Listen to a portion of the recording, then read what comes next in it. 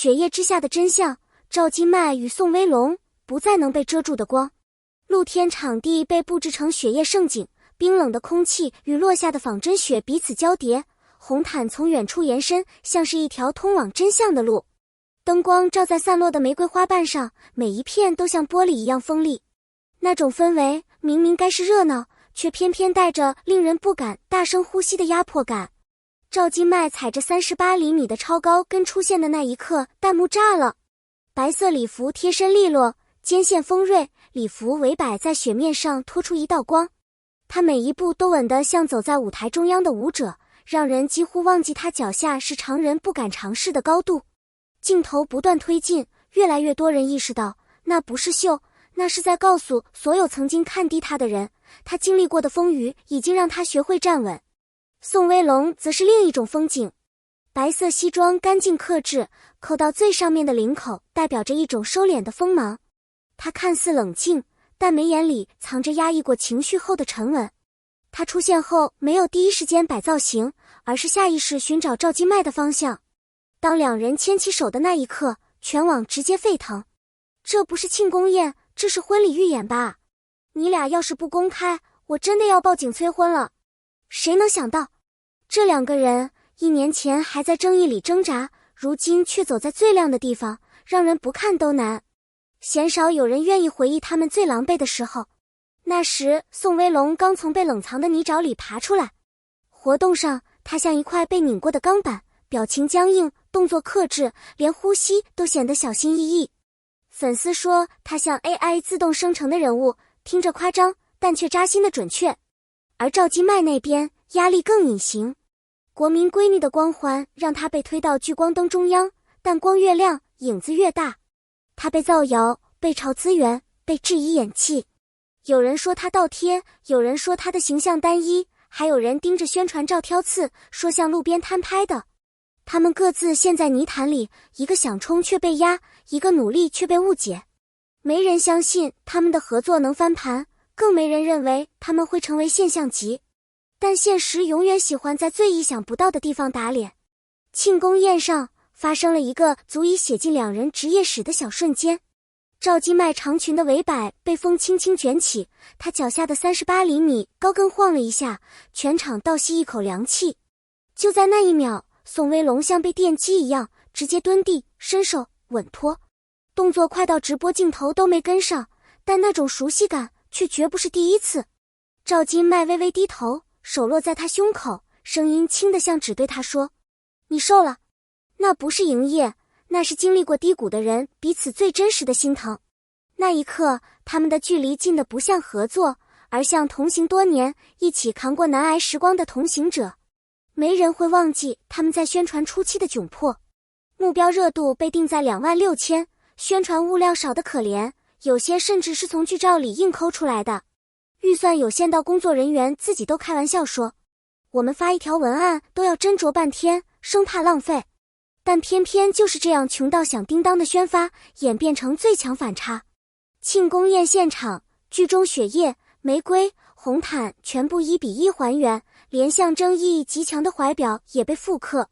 更离谱的是，宋威龙先把怀表放进自己胸口，又悄悄塞进赵今麦手里。镜头捕捉到那一瞬，网友直接炸了。你们这样不公开等什么？领证吗？这动作熟练的像天天干。这不是合作，这是热恋吧？品牌方估计在后台哭着笑，省钱的宣发赚了3倍的效果。事实也确实如此，销量、景区预约、联动产业全部上涨，他们真正用实力证明了，这不是流量，而是带产业的力量。最戳心的是宋威龙在现场的落泪，主持人轻轻提了一句：“这个角色救了你一命。”他瞬间红了眼眶，手抖得连麦克风都握不稳。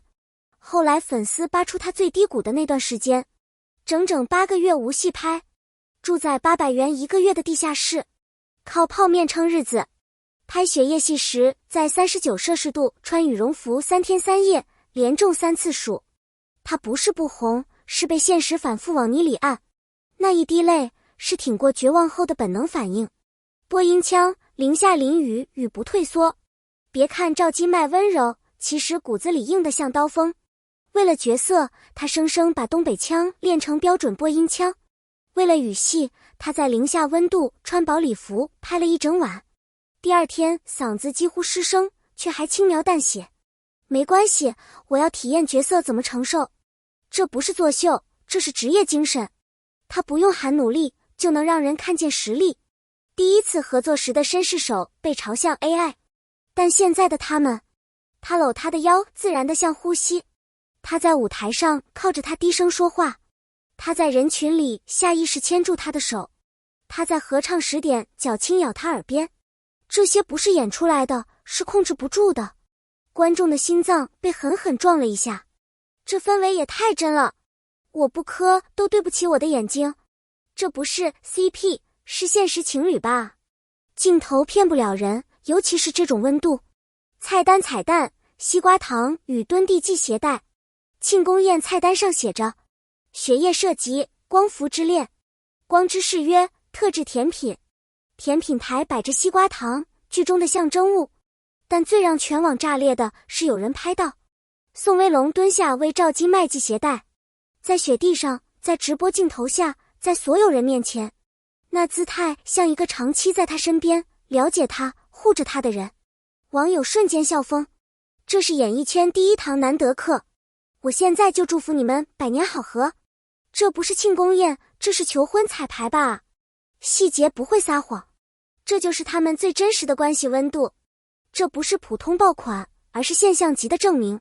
当作品能带动文旅产业，那就不仅是热，而是价值。成年人的爱情值得磕，质疑声永远存在。有人说炒作，有人说互动假，有人嫌剧情太甜，还有人骂男二像 poor。 但网友一句话直接封喉，化学反应不会骗人。大结局当天，伞下吻霸榜12小时，连官方媒体都发声。成年人的爱情也值得被祝福。观众磕的不只是 CP， 是相信爱情的勇气。这不是付出，这是重生。他们都穿过黑暗，被误解，被否定，被压制，但最终他们靠作品，靠坚持，靠实力杀了回来。庆功宴不是结束，而是他们共同宣布，我们挺过来了，我们赢得了所有掌声，我们值得这次重生。这是属于赵今麦与宋威龙的胜利，也是所有曾在低谷中挣扎的人最真实的希望。所有光鲜的瞬间都来自没人看到的黑夜。